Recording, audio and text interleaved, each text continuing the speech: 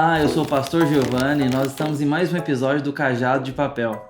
E hoje eu tenho a alegria e o privilégio de receber o reverendo Walter Graciano Martins para nós conversarmos sobre por que devemos ler João Calvino. Pastor, muito obrigado pela sua presença, pelo seu carinho de estar aqui conosco. E hoje a gente quer conversar sobre a importância de ler João Calvino. Bem-vindo ao Cajado de Papel. Muito obrigado. Reverendo, eu sei que o senhor dedicou boa parte do seu ministério e ainda tem dedicado a fazer João Calvino falar português. Nós queremos saber como surgiu isso no seu coração, como que isso começou na sua vida, de onde saiu esse interesse e a objetivo, né, a missão de traduzir João Calvino para nós. Reverendo Giovanni, embora bem adoentado, mas é um prazer estar aqui. E, diante de uma pessoa que já conheço, eu fiz uma longa entrevista com a Fiel, e lá eu digo a partes do que eu vou falar aqui, Tá bom. mas eu lhe digo o seguinte: o meu desejo de publicar João Calvino nasceu no espaço de lazer do IBEL. O IBEL é Instituto Bíblico Eduardo Lene. Sim. Eu era novato e encontrei um grupo de alunos que acabavam de assistir à última aula e que, por incrível que pareça, foi sobre João Calvino e as institutas. Para mim, foi tudo muito estranho. Eu me aproximei e disse: eu posso participar? Quem foi João Calvino? Eu nunca tinha ouvido nada, nem na igreja onde eu nasci de novo. E o que é esse livro? Por que o nome dele é Instituta? Vocês podem me mostrar para eu ler? Aí serviu de pilhéria. Tiveram que dizer: não, o livro existe em outras línguas, mas em português não existe. Opa. E eu, como é? Ele é tão importante, importantíssimo. E ele não existe em português. Aquilo, reverendo Giovanni, acendeu dentro de mim a indagação: como é possível que uma literatura tão vital para uma denominação cristã não estar em português? Muito bem, eu fiquei com aquela indagação na mente que nunca morreu. Eu fui trabalhar em campos missionários, foi quando conheci Adolfo Potenciano. Fomos companheiros de trabalho e a gente conversava muito sobre as coisas do ministério que realizávamos. E nunca morreu esta convicção de que João Calvino precisava falar português. Quem usou essa frase, cunhou a frase, não fui eu. Foi o reverendo Josafá Vasconcelos.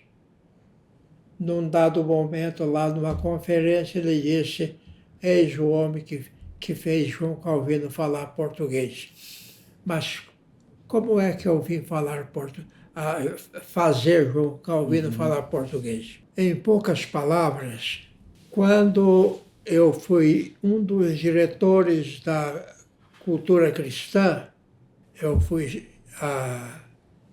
dispensado, e sem saber o que fazer da vida, me veio à mente fazer João Calvino falar português.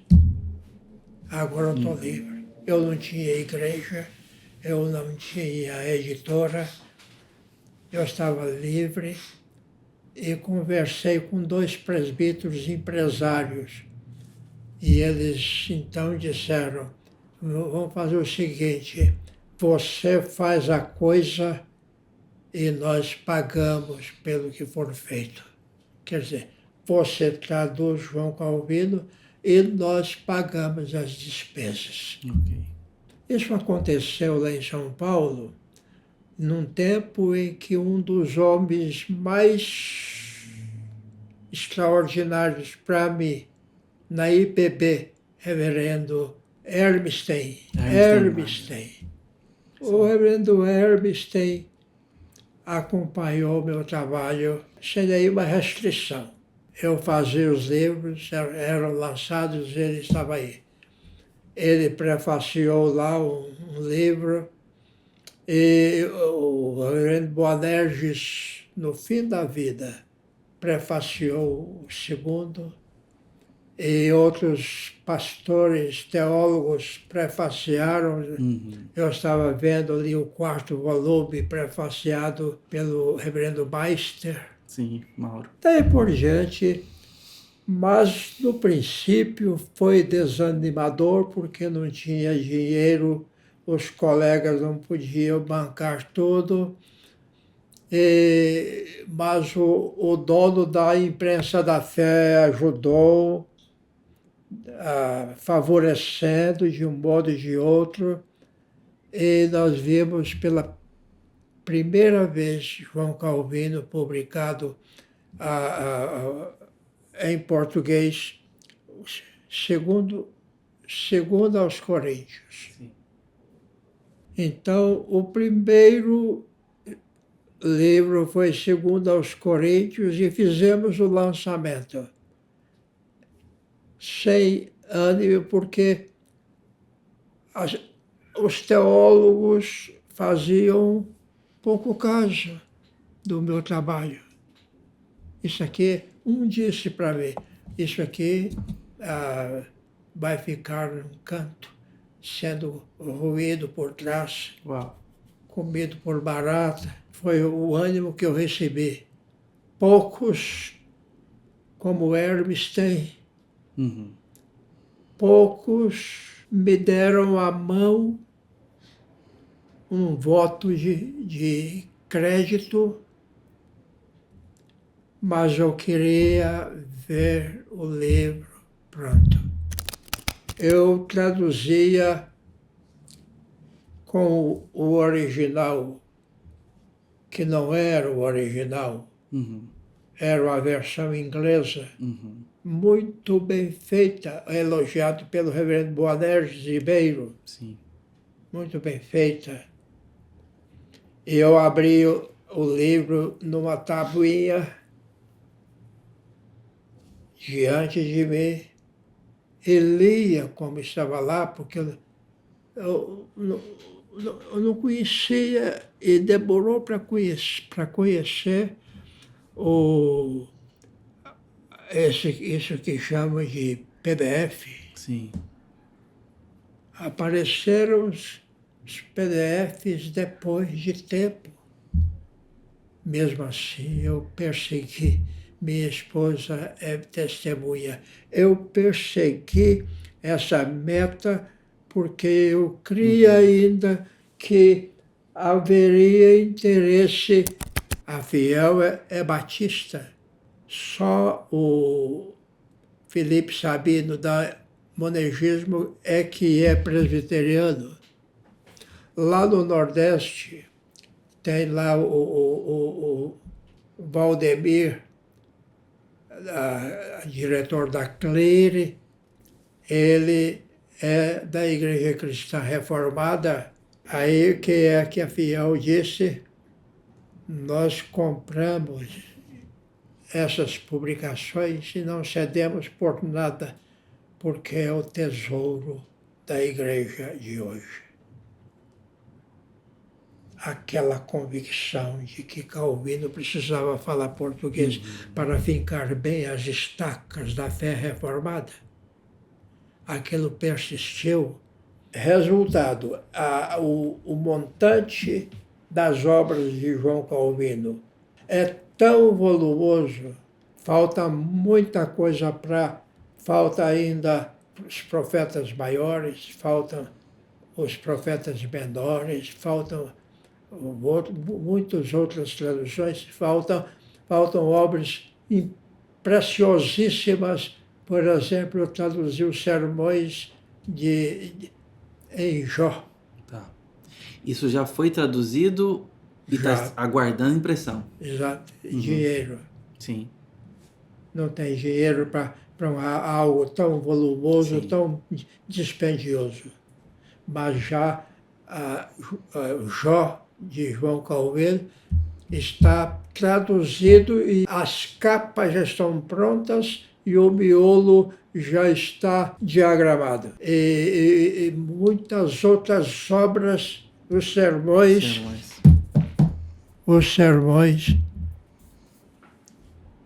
Isso aqui é Tito. Uhum. Isso aqui é Tito. Isso aqui são os cantos da Natividade. Pois, exatamente. São vários volumes de sermões.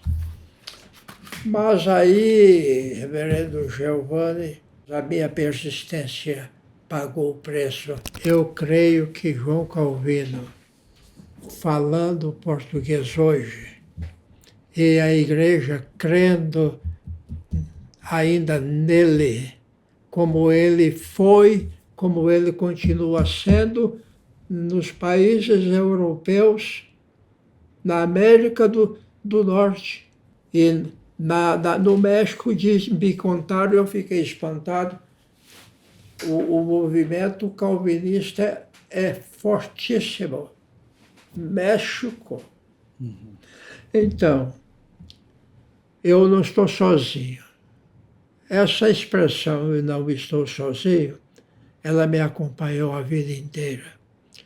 Eu vou deixar esse legado para a IPB, com a convicção de que João Calvino é insuperável. E vou dizer, é simples de saber.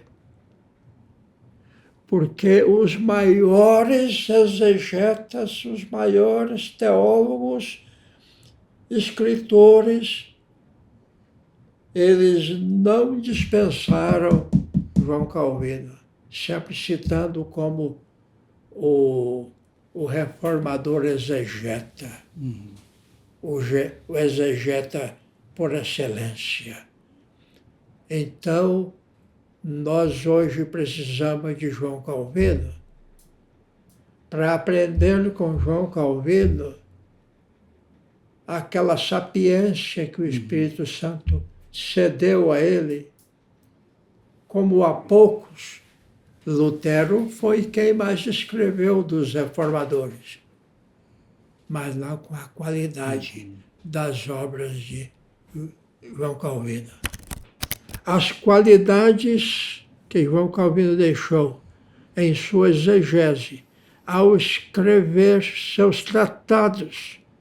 Estou lutando para ser publicado o breve tratado sobre a Santa Ceia, que é uma fábula. Foi publicado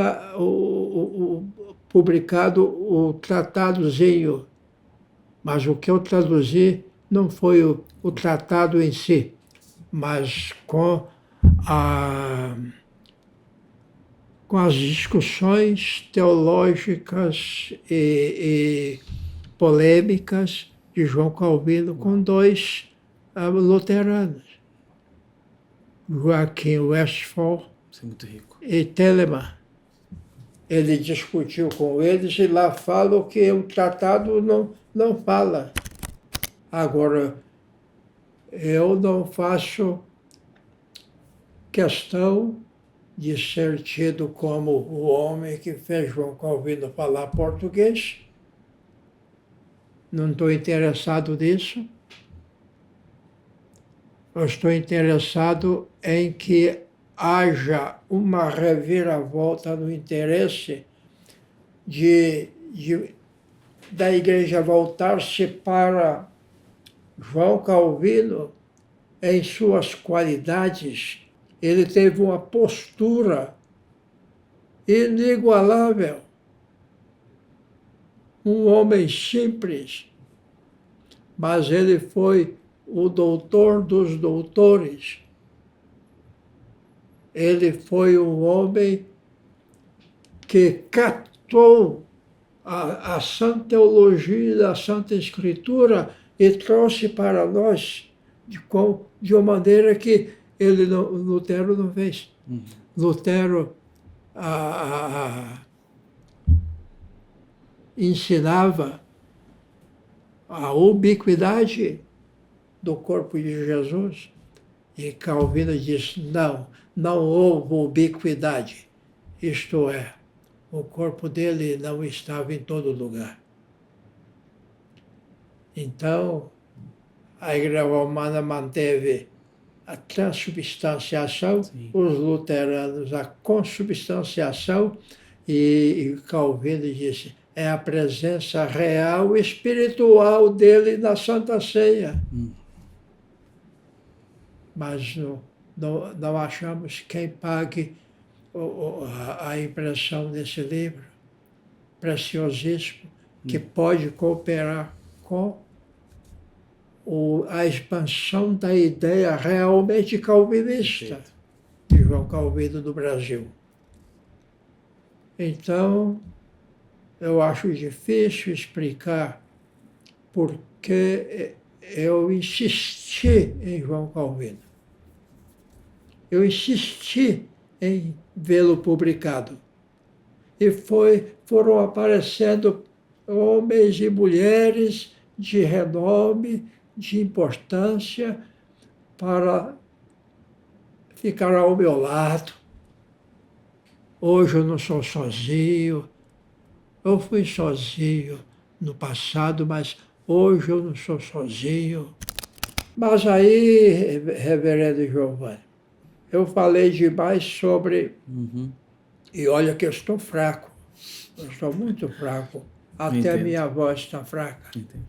Mas eu não suporto deixar passar uma chance como esta aqui, deixar passar de liso, sem eu aceitar o convite. Eu agradeço isso, pastor. Perfeito. Estamos aqui, estamos aprendendo e nos enriquecendo com essa história toda, reverendo Walter. Uma outra pergunta que a gente fala, de repente, para a gente caminhar para um desfecho, é hoje, depois dessa insistência, depois dessas batalhas travadas, nós estamos colhendo frutos de termos um crescente acúmulo de obras de João Calvino em português. Graças a Deus por isso. Fica a gratidão de nós, pastores, líderes e da Igreja Evangélica Brasileira, para o Senhor não ter desistido, não ter esmorecido no caminho, porque hoje nós estamos colhendo os frutos disso. Os volumes vão crescendo, os livros estão sendo acessíveis, hoje está em formatos não só físicos, mas também digitais. É fácil para a igreja hoje ler João Calvino, e nós agradecemos essa insistência e persistência brava do Senhor. O Senhor disse que João Calvino é insuperável. Você poderia deixar um recado para a igreja, para aqueles que nos ouvem agora? Por que a pessoa deveria investir algumas horas da sua vida lendo João Calvino? Eu estendo mais a resposta que se a liderança brasileira, federal, em todas as áreas, principalmente na educação, aproveitasse João Calvino, eu creio que o país teria uma mudança com a sua influência, digo, insuperável. Às vezes eu tenho que espremer as meninges para conseguir alguma coisa. Nosso problema é que achamos que o antigo perde o valor. A Igreja Romana não dispensou o Santo Agostinho. Ele continua sendo Santo Agostinho. E Calvino era um agostiniano. Ora, por que nós vamos dispensar João Calvino por algo inferior. Perfeitamente. Onde estão olha, não estou menosprezando os teólogos brasileiros, não. Há teólogos muito fortes, como Meister, como Hermes, como o Heber Campos, tantos outros homens de fibra, mas se perguntar a eles, você, seu conhecimento intelectual supera o de Calvino, você está acima de um homem como Calvino, que foi tido, continua tido em muitas escolas, em muitos seminários, como o homem insuperável. A resposta vem logo. Olha, eu ainda baixo a fronte para João Calvino, porque eles sabem muito bem que Calvino é insuperável em seu status intelectual, em seu status teológico, em seu status moral. Então, eu deixo um desafio aos pastores das igrejas que eles ensinem João Calvino. Eu fico surpreso de vez em quando encontro uma igreja sendo doutrinada pelo próprio João Calvino, porque hoje é possível. Tá, que ele está aqui, ó. Fale da importância de João Calvino no Brasil. Eu escrevi o livro, não sei se você tem, João Calvino no Brasil. Livro que eu conto a história, como é que ele veio falar português. Sim, perfeito. Alguma coisinha eu falei aqui. Mas a massa mesmo eu não falei. A minha gana por ver João Calvino em público no Brasil, nas igrejas, pelo menos presbiterianas. Eu já estou usando uma frase que muitos pastores moribundos usam. O meu tempo é chegado. As placas, o empobrecimento das placas sanguíneas, que transforma em leucemia, né? Então, possivelmente eu seja um leucêmico hoje. E estou esperando, estou convicto. Combati o bom combate, acabei a carreira, guardei a fé. Reverendo Walter, eu quero agradecer em nome dos meus colegas no ministério e também dos discípulos do presbiterianismo, dos evangélicos de outras denominações que têm se despertado para estudar as obras de João Calvino. O trabalho do Senhor nos permite isso. Quero te agradecer por isso. Primeiramente pelos livros que eu tenho acesso de João Calvino. Eu reuni os meus poucos livros que eu tenho aqui para dizer as consultas que eu faço nesses livros abençoam meu ministério com a teologia de João Calvino. E ali na contracapa está lá a tradução, Reverendo Walter Graciano Martins. Te agradeço por me dar esse privilégio de poder ir na minha estante, pegar um livro e ser abençoado com a teologia de um homem de tamanha estatura como foi João Calvino. Reverendo, Karl Barth disse que Calvino é um jorro. Ele captou bem a pessoa e obra de João Calvino. É um jorro. Você vai lendo. É impossível não gostar. É impossível. Perfeito. Então, o efeito é o que Alceu Davi Cunha, pastor da primeira igreja de São Bernardo do Campo, na época que começou a publicação de Calvino, ele disse assim, eu vou fazer uma profecia. E olha, um Alceu da vida, fazer uma profecia é difícil demais, porque ele é muito rigoroso. Ele é calvinista mesmo. Mas eu vou fazer uma profecia. João Calvino ainda vai ser o reformador do Brasil.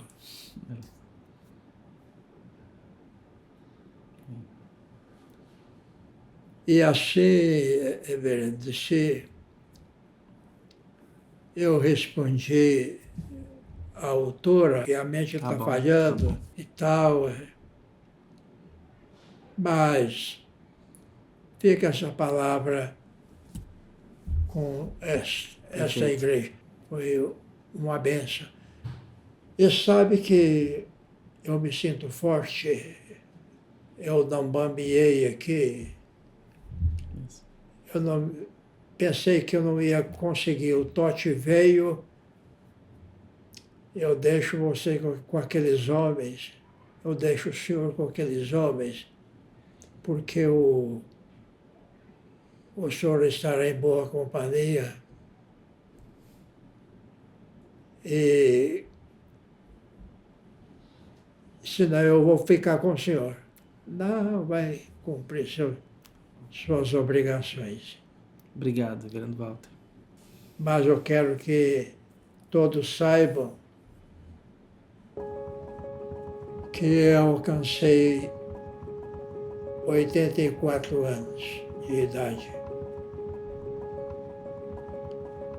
E é tempo mesmo de partir. Mas sempre dou graças a Deus por me usar. Amém.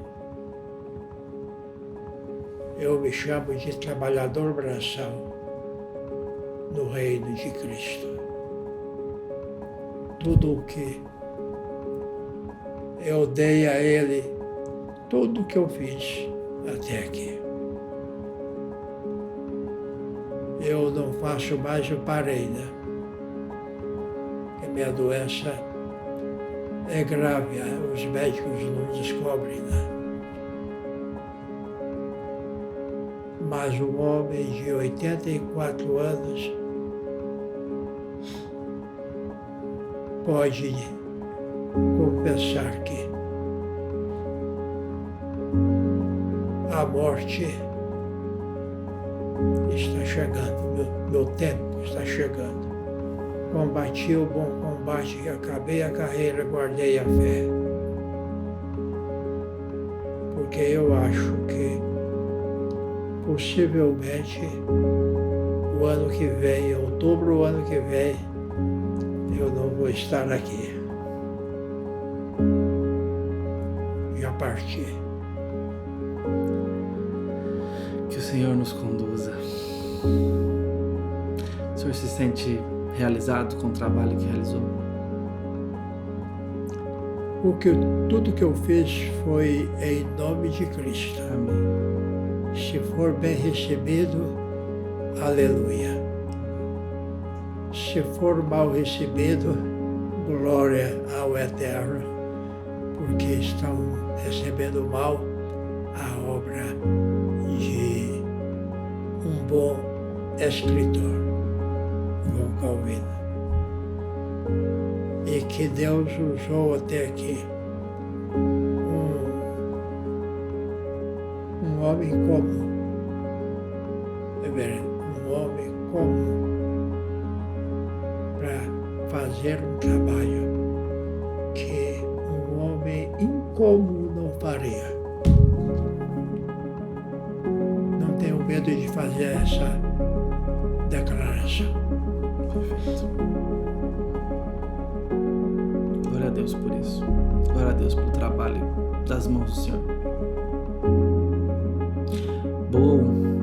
Bom é o homem que nos apresentam grandes homens. Eu apresentei um grande homem, mas como pequeno. Né? Obrigado, reverendo Walter. Fique à vontade se quiser deixar mais alguma palavra. Se eu quero poupar. Não, eu aguentei bem. Tá bom. E eu espero que a bênção dele oriente o seu ministério. E que aconteça com você o que aconteceu com Calvino em Genebra. Ele diz que quando Farel falou com ele, foi dando uma ordem. Daí eu quero estudar num canto aí. E Farel se levantou, dedo em riste, que Deus amaldiçoe seu descanso, seu estudo, se você se negar de cooperar comigo nessa obra de Genebra. Ele tremeu. E foi. Foi expulso uma vez, foram buscá-lo, voltou. Devo voltar para o meu inferno. E morreu ali, numa cova não identificada, com o povo comum.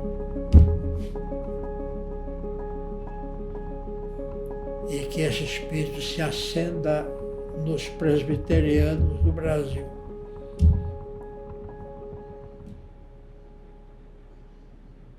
E eu agradeço vocês dois. Muito obrigado.